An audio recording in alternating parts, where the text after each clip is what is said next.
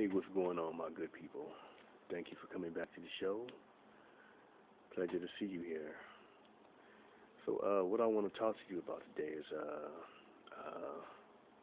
police brutality, but not just police brutality, but just the reaction of police brutality from the people who are like victimized by it and stuff like that.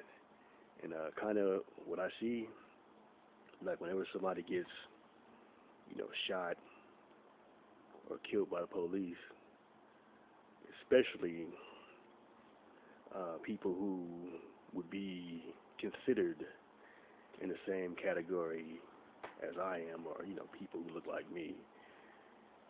There's a certain thing that they do, and one of the things they do, they tend to like always want to like do protests and rallies and things of that nature and stuff like that. And kind of like a long time ago, maybe like 20, 30 years ago, I guess most people looked at that as in a positive light. But kind of like now, most people are kind of like looking at it as being ineffective. And why it's ineffective is because it keeps happening. People, guys, they continue to get shot and killed by police officers. I mean, that family may get some money for their son, nephew, brother being killed, but it's not going to bring them back.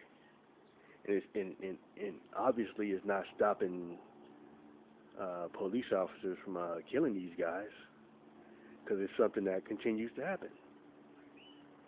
So what should they do? I think one of the things they should look into doing, and certain neighborhoods, probably all neighborhoods, because police, they're really public servants. Just a community service, really and truly. That's really what it is.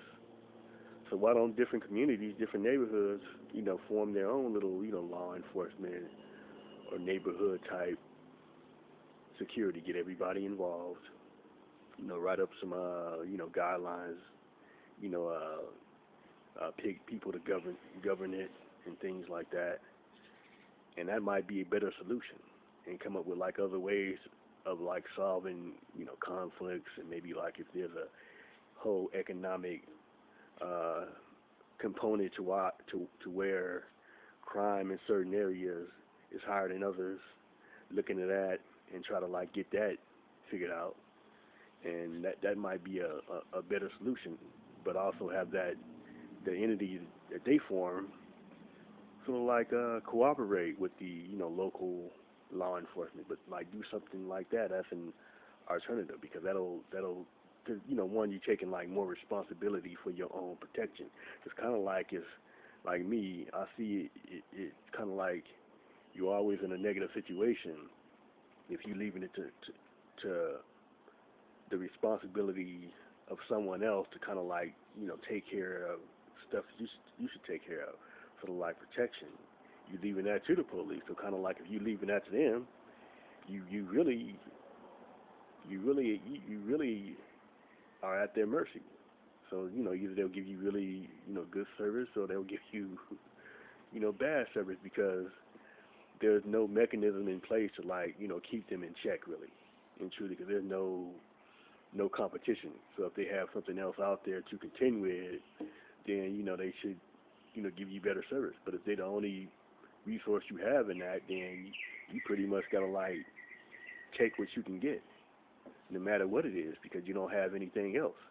And as of now, they don't have anything else. No matter if they shot, killed your brother, killed your cousin, killed your boyfriend, killed your husband, killed your father, you still gonna have to like call on them one day, because you don't have anything else. So to me, protest is test. It's okay, but to me, I don't see it as being any solution for like getting anything done. And they need to come up with something else. Honestly, and, people may not like this, but to me, is my opinion. Is what I've seen through observations and starting like their own neighborhood security force, or I guess police force. That's a good solution to me. All right, peace.